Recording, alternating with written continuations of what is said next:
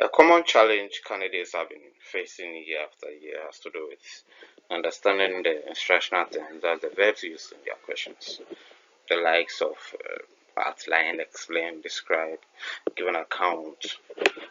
Their understanding what they demand of them has been a challenge, and I am optimistic that this video would in a way offer some solution to that challenge.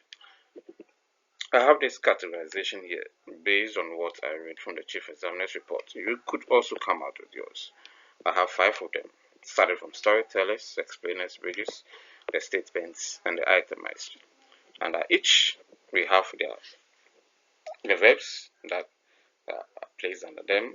We have narrate, give an account for storytellers, explain, outline, describe. In a way, described could also fall under storytellers. Then another way to list the name which are found under the itemized. One thing that normally cuts across when you're answering your questions is for you to give examples. It is very important that you do that. You may not need to give examples everywhere though, but you should. Where there is the need for you to give examples, you should. So when you're asked to narrate or give an account, you would obviously have to describe the events happening or the events that happen in sequence, and you should do so in paragraphs. Do not number them, it's not advisable. For the explainers, where we have explainer outline, you virtually do the same thing for either explainer or outline.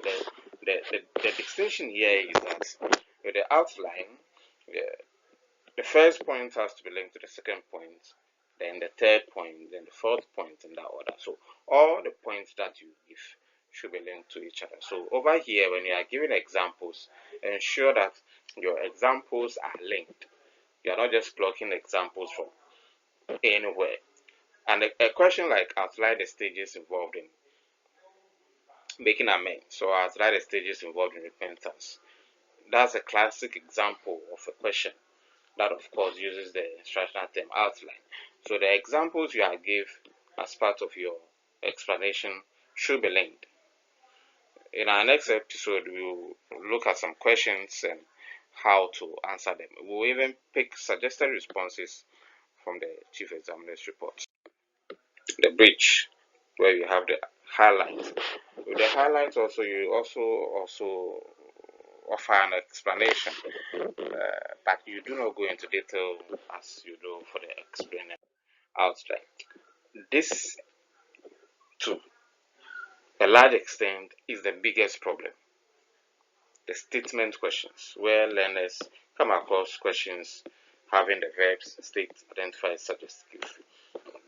This is the biggest challenge. Again, we shall have a look at some questions in the next episode, then answer them accordingly as expected. The items are the easiest questions you will ever get. In the 2025 BEC, there was a question that said the candidates were to list 5 items used for an animal sacrifice. I believe that was the question in a similar fashion. These are the easiest questions you will ever get. Thank you. We shall meet again in the next episode. Bye.